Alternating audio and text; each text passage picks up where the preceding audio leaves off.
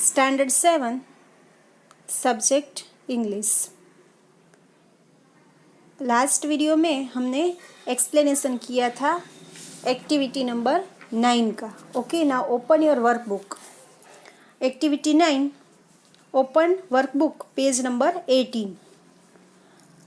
Activity 9 का हमने explanation किया था टेक्स्ट बुक में से। अभी हम उसका वर्कबुक में सॉल्विंग करते हैं एक्सरसाइज का। Activity 9, open page number 18।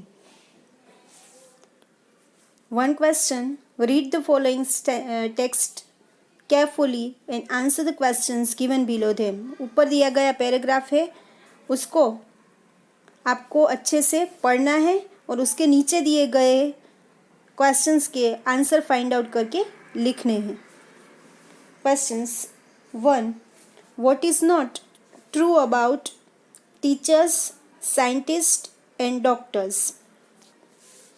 What will be the answer कि टीचर्स, साइंटिस्ट एंड डॉक्टर्स के बारे में कौन सी बात सही नहीं है। तो the teachers, scientist and doctors must know everything important that there is to know, it is not true. यानी कि दुनिया में जितनी भी बातें होती हैं वो सब कुछ डॉक्टर्स को पता हो, टीचर्स को पता हो, साइंटिस्ट को पता हो, ऐसा ज़रूरी नहीं है। How do many teachers, scientist and doctors keep an learning? किस तरीके से सारे डॉक्टर्स है, साइंटिस्ट है और टीचर्स है वो सब कुछ लर्न कंटिन्यूसली करते रहते हैं। तो the job of many teachers, scientist and doctors is to do research, to learn more and more about the world. वो लोग सारी दुनिया के बारे में जानकारी रखते हैं और रिसर्च भी करते हैं। इस तरीके से वो लोग लर्निंग गेट करते हैं, लर्निंग पाते हैं वो लोग। Third question is what is still left out even if a lot of research work is done? बहुत सारा रिसर्च हुआ है लेकिन कौन सी चीज़ें अभी भी रह गई है? What will be the answer?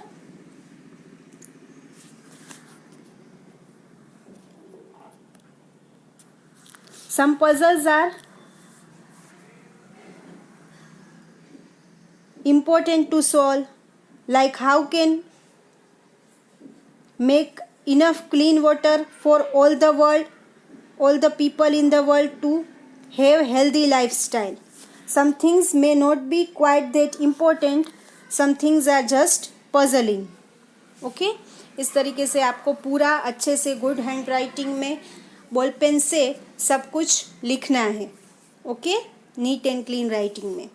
इसी तरीके से आपको सारे पैराग्राफ अच्छे से पढ़ने हैं और नीचे दिए गए आंसर्स है वो लिखने हैं। सेकंड नंबर का, थर्ड नंबर का आपको कंप्लीट कर लेना है। उसके बाद में सेकंड क्वेश्चन है वो है मैच ए विथ बी। ए में है वो प्रोफेशनल के नाम है और बी में है वर्क प्रोफाइल, वो क्या काम उनका होता है वो। फर्स्ट वन इज रिसर्चर, तो रिसर्चर के साथ क्या आएगा? D, one who does a careful study of a subject, कोई भी विषय का अच्छी तरीके से स्टडी करता है। Second is oceanographer. What will be the answer?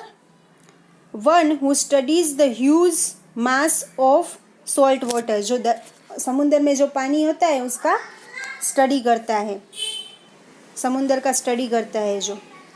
Third one is theologian. What will be the answer? A, one who studies religion, जो रिलीजियन के बारे में पढ़ता है। Fourth, psychologist. यहाँ पर पी नहीं बोलेंगे हम, पी साइलेंट है, साइकोलॉजिस्ट। तो साइकोलॉजिस्ट का काम क्या होता है? C, option C, one who studies human mind, जो हमारे जो ह्यूमन का माइंड होता है उसका स्टडी करता है। Fifth one, scientist. B, one who studies natural science, natural science के बारे में स्टडी करता है।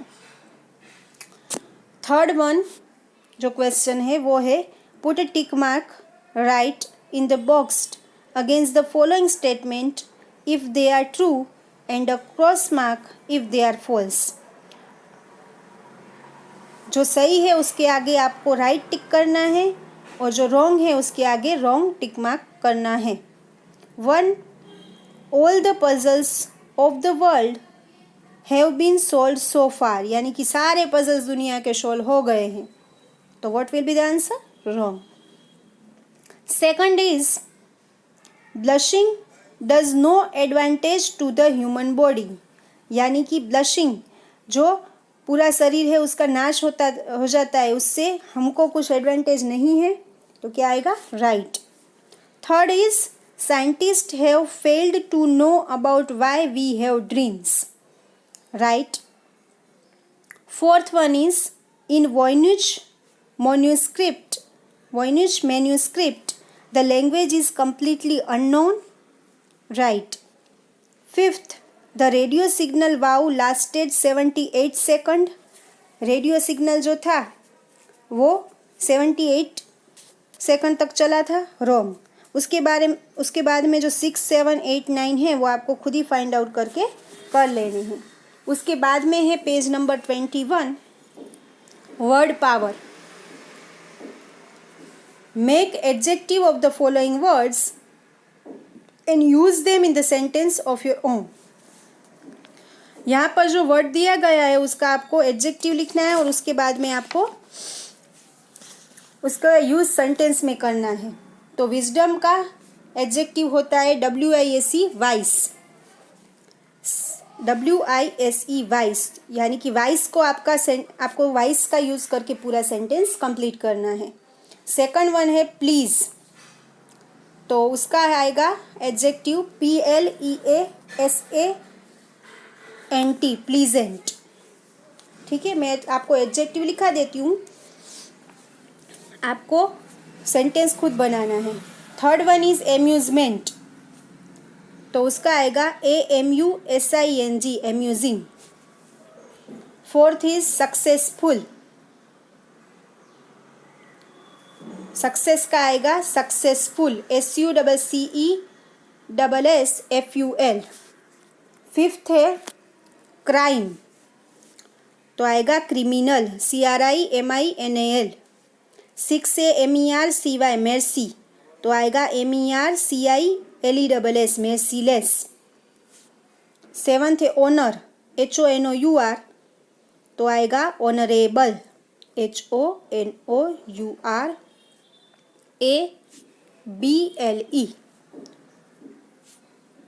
उसके बाद में है fill in the blanks in the following passage using the proper form of adjectives of the words given in the bracket। यहाँ पर भी आपको ब्रैकेट में दिया है उसका एडजेक्टिव लिखना है। अवॉइड, तो आएगा necessary, NECESSARY, necessary. And prolong का आएगा prolonged, PROLONGED, prolonged. Exposure to quieter, QUIETER, noises, you must expose yourself to, height का आएगा high, HEIGH, noise at work और at home, wear properly, fit का आएगा fitter, FITTER, fitter, ear plugs और sound protectors. A piece of cotton, soak का आएगा soaking, SOAKING।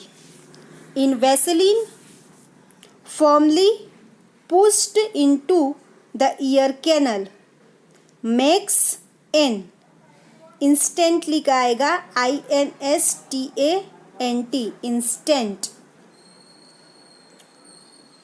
फिर है एक्सपेंसिव, उसका आएगा एक्सपेंसिव ही आएगा, उसका वो खुद ही एडजेक्टिव है, expensive ear plug.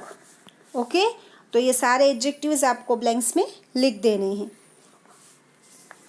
Third one is replace the underline words with the similar expression from the brackets, यानी कि आपको जो अंडरलाइन किया है उसका सिमिलर जिसका मीनिंग होता है वो आपको ब्रैकेट में से चूज करके लिखना है।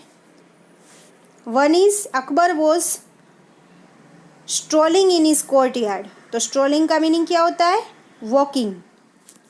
Second is king Akbar had just completed a successful military campaign in the east, तो completed a successful military campaign, तो क्या आएगा नीचे से?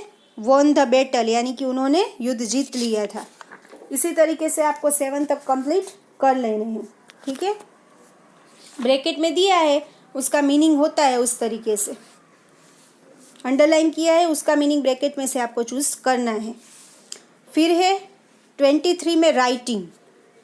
राइटिंग में है write a letter to your friend narrating a witty incident that you have read or come across in your life, you may take care of the following guiding points.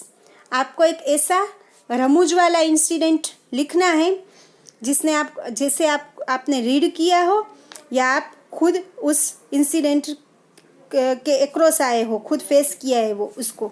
ऐसा तो बहुत सारा होता है, स्कूल में ऐसा बहुत सारे होता है, कोई गिर जाता है, कोई किसी का मजाक उड़ा होता है, कोई दूसरी बातें कर रहा है ऐसी फनी, तो उस तरीके की बातें आप लिख सकते हो। इंसिडेंट, रीड और विटनेस, आपने रीड किया है या आप खुद फेस हुए हो। व्हाट वॉज इट, क्या इंसिडेंट था। डिटेल्स ऑफ द इंसिडेंट, कहाँ पर हुआ था, डिटेल्स में क्या आता है, स्कूल में हुआ था, घर पे हुआ था, फ्रेंड्स के साथ बाहर गए हो वहाँ पर हुआ था। You have to write down. How wit works there, किस तरीके से आपको हंसी आ गई वहाँ पर या सबको हंसी आ गई वहाँ पर। Your desire to be a witty person, आपने कुछ ऐसा किया जिसकी वजह से सब कोई हंसने लगा, तो वो भी आप लिख सकते हो। फिर है राइट सेकंड वन, ऐसा आपको खुद से फर्स्ट वन लेटर आपको लिखना है, फ्रेंड को लिखना है, तो लेटर जैसे हम लिखते हैं वैसे ही आपको लिखने का होगा कि पहले आपको एड्रेस लिखना है अपना, फिर डियर फ्रेंड लिख सकते हो, फिर ये सारा इंसिडेंट आपको डिस्क्रिप्शन करना है और एट द एंड आपको अपना नाम लिखना है। ऊपर है वो फ्रेंड का नाम आएगा और लास्ट में आपका खुद का नाम आएगा, yours faithfully, yours lovely friend, ऐसा। Okay, now second one is write a paragraph on the quiz competition held at your school. आपकी स्कूल में कोई क्विज कॉम्पिटिशन हुआ है, take help of the following points, उसके बारे में लिखना है। तो क्विज कॉम्पिटिशन तो आप देखते होंगे, अमिताभ बच्चन का जो था वो भी आपने देखा होगा, तो किस तरीके से, और भी दूसरे देखे होंगे आपको क्विज कंपटीशन, तो उसके बारे में भी आप लिख सकते हैं। तो प्लेस कहाँ पर हुआ था, अरेंजमेंट्स क्या क्या अरेंजमेंट्स थी, अरेंजमेंट में क्या आता है, टीम्स किस तरीके से बनाई थी, टीम्स का नाम भी आप लिख सकते हैं, रेड ब्लू ग्रीन ऐसा नाम था, या गांधी जी, जवाहरलाल नेहरू, लाल बहादुर शास्त्री, ऐसे टीम्स के नाम थे। आप खुद चॉइस कर सकते हैं टीम्स के नाम। फिर कौन कौन पार्टिसिपेट कर रहा था, यानी कि ये टीम के अंदर ये मेंबर्स थे, इस तरीके से। क्विज मास्टर कौन था, ठीक है, कौन उसका जज कर रहा था, वो क्विज मास्टर। टीम्स प्लेइंग, कौन कौन सी टीम्स उसमें खेल रही थी। दूसरी क्विज राउंड्स कौन कौन से थे। सम ऑफ द क्वेश्चंस आस्क्ड, उसके क्वेश्चंस भी लिख सकते हो कि ये राउंड में ये क्वेश्चन पूछा गया था। परफॉर्मेंस ऑफ टीम, कौन सी टीम बेटर थी, आप नाम भी लिख सकते हो उस टीम का कि ये टीम है वो बेटर कर रही थी। एनकरेज फ्रॉम ऑडियंस का एनकरेजमेंट कौन सी टीम को था, क्या कर रही थी ऑडियंस, विनिंग टीम। और सबसे लास्ट में विनिंग टीम कौन सी थी। ओके, इस तरीके से आपका यूनिट 2 है वो आपको अच्छी हैंड राइटिंग में अच्छी तरीके से सोच के with use of ball pen complete कर लेना है। यहाँ पर हमारा यूनिट 2 कंप्लीट होता है। ओके, आपको इंडेक्स में भी जिस दिन हम एक्सप्लेनेशन वर्कबुक का स्टार्ट किया है उस दिन की आप डेट भी आपको लिख लेनी है। Okay, complete unit 2 in your workbook.